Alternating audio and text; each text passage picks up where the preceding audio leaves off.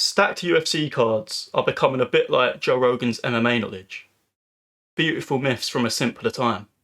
Like, they're non-existent. Just think, it wasn't that long ago where we had cards like this. They were consistently stacked that weren't just built around one fight. Just look at some of the names on these cards.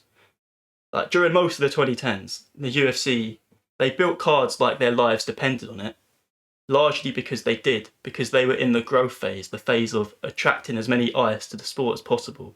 And how do you do that? By having multiple championship fights in one card, multiple faces, names that you will recognise in one card.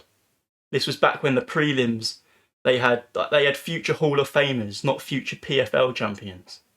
But now what do we have? We've got stuff like the fight night at the Apex, headlined by someone who's like ranked 13 fighting a part-time Uber driver. We've gone from pay-per-views that had war after war to Dana White building a pay-per-view around one solid fight and then filling in the rest of the gaps with bullshit that nobody cares about. That just doesn't make sense. If we're lucky, we'll have one meaningful title fight per card, and if we're unlucky, the UFC will just create a title out of thin air and have The Rock give it to him, because that makes perfect sense, doesn't it? The most annoying thing is, the last time we had like stacked triple title fight cards, it wasn't during the growth phase of the UFC. The last time they put proper effort in was during COVID. Why? Because there was no crowds, there was no gate. They were under real pressure, the UFC was. So when they had to step up, they did. Do you remember Fight Island? Like, now crowds are back. Now the UFC, they've got Saudi money flowing in. They're not under any pressure anymore, so they don't care. They don't need to do it, so they don't. It's simple as. And why? Well, I think the main reason that it has changed is the UFC is now mainstream. They don't need to stack cards anymore to like win over new fans, to get eyes on it. Everyone knows the UFC. The UFC, it is the thing. It's the main thing now. They're out of the growth era. They're just in the era of cashing in. They don't need these massive fights, massive fight cards, name after name after name. If they did that now, they're just inhibiting themselves because they've got less cards that they can make. They just want to make as much money as they want now. They don't care about keeping everybody happy. They're cashing in, basically. The TKO merger has only made it worse because now the people making the decisions, they're not really fans. They're just corporate shells who just want to maximize shareholder value. So what are they doing? They're pumping out events at the lowest cost possible for a guaranteed steady cash flow. And how do they do this? Well, they go to the Apex. There's an Apex addiction now. There's an addiction to cheap events, smaller venues, lower costs. There's no travel and there's no real production costs because it's always just sitting there.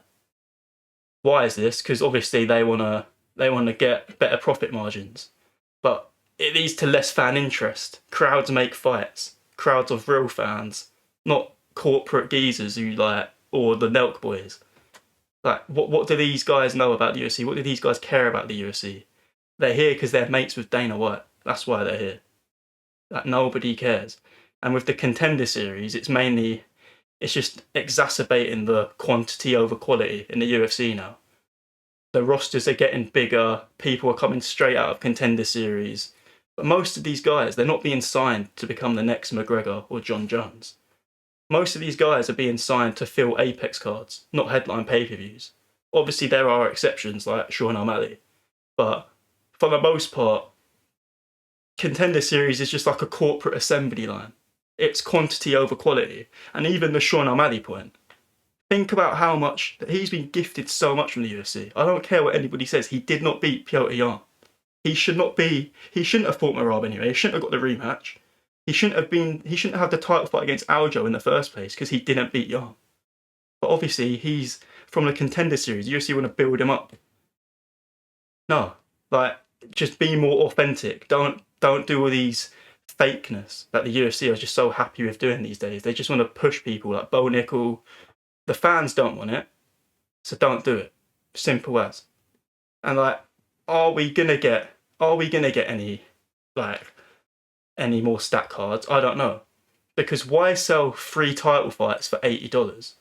when the UFC can easily sell one title fight for $80 3 times. But I doubt we are going to see another supercard era, because if we keep carrying on at this rate, UFC 400 is going to be headlined by Logan Paul versus Steiny from Nelk. Like, let's be honest here.